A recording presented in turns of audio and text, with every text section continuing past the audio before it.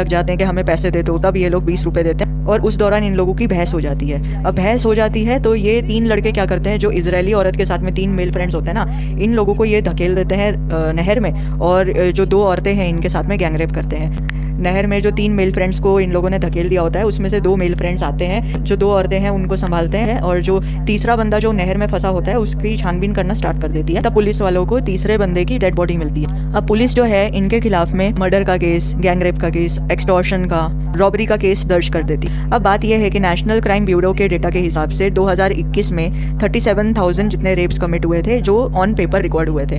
बहुत सारे ऐसे रेप केसेस होते हैं जिसका कोई अकाउंटेबिलिटी नहीं है, जिसका कोई ऑन पेपर रिकॉर्ड नहीं है, क्योंकि लोग जो है ना वो शर्म के मारे रिपोर्ट कराने भी नहीं जाते। इनमें से 187 जितने रेप केस जो हैं वो फॉरेन नेशनलिस्ट के साथ में कमिट किए गए थे, जिसमें से 20 जितने केसेस को कन्विक्शन मिला था, और 20 में से 15 जितने जो केसेस है उसको क्लोजर मिला था। क्लोजर यानी कि या तो ये केस में सज़ा हो गई है रेपिस्ट को, या तो इस केस को डिसमिस कर दिया गया because of lack of evidence. अब बहुत सारे केसेस में ऐसा होता है कि जो बायोलॉजिकल फाइंडिंग्स होती है, जो बायोलॉजिकल एविडेंसेस होते हैं, जैसे कि DNA, ब्लड रिपोर्ट, सीमेन और सलाइवा सैंपल्स जो होते हैं, कभी कभी ये अच्छे से प्रिजर्व नहीं किए जाते हैं, तो जब इनका फॉरेंसिक रिपोर्ट आता है तो वो फॉल्स फॉरेंसिक रिपोर्ट आता है। इस वजह से कन्विक्शन नहीं हो पाता है। और कुछ केसेस में ऐसा होता है कि जो विक्टिम होता है उसके ऊपर प्रेशर बनाया जाता है केस वापस लेने के लिए, out of the court settlement करवाने के लिए। और बहुत सारे ऐसे केसेस होते हैं जिसमें एविडेंस टेम्पर किए जाते हैं इंटेंशनली।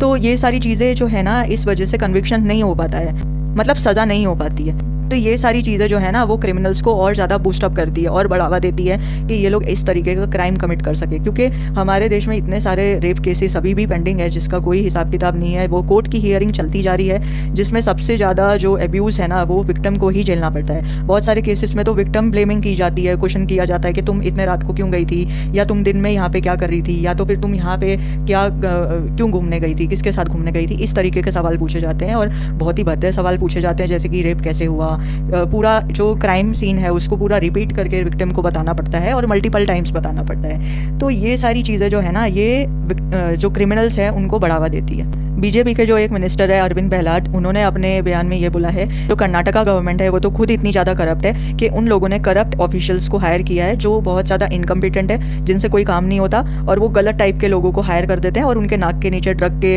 रैकेट्स चलते हैं और बहुत सारे इलीगल धंधे होते हैं। और बहुत सारे जो यूथ है ना वो ड्रग्स के चक्करों में पड़े हुए हैं, जिसकी वजह से ड्रग या एल्कोहल के इन्फ्लुएंस में आके वो ऐसे टाइप के क्राइम कमिट करते हैं। Because of the corruption, the fear of law is completely, it has vanished from state of Karnataka.